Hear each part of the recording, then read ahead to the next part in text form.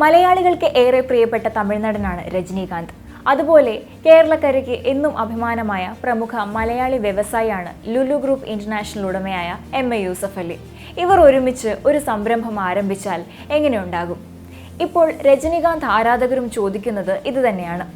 തെന്നിന്ത്യൻ സൂപ്പർ താരം രജനീകാന്തും Lulu group managing ഡയറക്ടറും ചെയർമാനുമായ എം.എ. യൂസഫ് അലിയും പരസ്പരം കണ്ടുമുട്ടിയതിന്റെ ചിത്രവും വീഡിയോയും സമൂഹ മാധ്യമങ്ങളിൽ പ്രചരിച്ചതോടെയാണ് ഇരുവരും ഒരു സംരംഭം തുടങ്ങുമോ എന്ന ആരാധകരും ചോദിക്കുന്നത്. എന്നാൽ ഇത് ശരിവയ്ക്കുന്ന റിപ്പോർട്ടുകളാണ് പുറത്തുവരുന്നത്. എന്തായാലും രജനീകാന്തും യൂസഫ് അലിയും ചേർന്നുള്ള ചിത്രങ്ങൾ സമൂഹ മാധ്യമങ്ങളിൽ ചർച്ചാ വിഷയമായിരിക്കുകയാണ്. തന്റെ പുതിയ സിനിമയായ വേട്ടയാന്റെ ഷൂട്ടിന് ശേഷം UAE-യിൽ എത്തിയപ്പോഴാണ് എം.എ. യൂസഫ് അലിയുമായി രജനീകാന്ത് കൂടിക്കാഴ്ച നടത്തിയത്.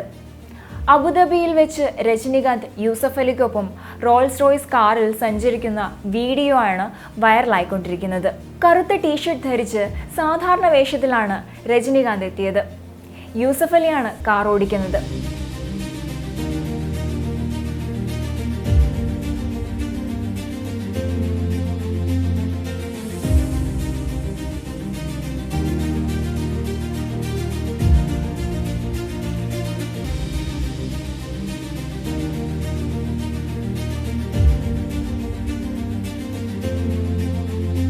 യൂസഫ് അലി രജനീകാന്തുമായി സഹകരിച്ചുള്ള വിവിധ കാര്യങ്ങൾ ചർച്ച ചെയ്തിട്ടുണ്ടെന്നാണ് റിപ്പോർട്ടുകൾ.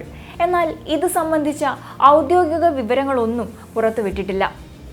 യൂസഫ് അലിയുമായി പുതിയ സംരംഭം തുടങ്ങാൻ രജനിക്ക് താല്പര്യമുണ്ടെന്നാണ് റിപ്പോർട്ടുകൾ സൂചിപ്പിക്കുന്നത്.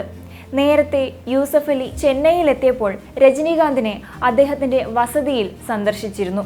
യൂസഫ് അലിയെ കൂടാതെ ലുലു ഗ്രൂപ്പ് CEO ആയ സൈഫി റൂപവാലയെയും രജനീകാന്ത് സന്ദർശിച്ചിരുന്നു.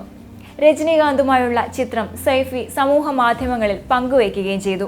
ഒരേയൊരു ഇന്ത്യൻ സൂപ്പർ സ്റ്റാറായ തലൈവരെ കാണാൻ അവിശ്വസനീയമായ അവസരം ലഭിച്ചതിൽ ത്രില്ലിലാണ് താനെന്നാണ് സൈഫി ഇൻസ്റ്റഗ്രാമിൽ കുറിച്ചത്. എന്നാൽ ഇവർ ഒരുമിച്ച് ഒരു സംരംഭം ആരംഭിക്കുമെന്ന കാര്യത്തിൽ സ്ഥിരീകരണം ഉണ്ടായിട്ടില്ല. അതേസമയം രജനീകാന്തിന്റെ പുതിയ ചിത്രമായ വേട്ടയൻ ഒക്ടോബറിലാണ് റിലീസ് ചെയ്യുന്നത്. അബുദാബിയിൽ നിന്ന് തിരിച്ചു വന്ന ശേഷം ലോകേഷ് കനകരാജിന്റെ കൂലി എന്ന ചിത്രത്തിലാണ് രജനി ജോയിൻ ചെയ്യുക. രജനീകാന്തിന്റെ 171ാമത് ചിത്രമാണ് കൂലി.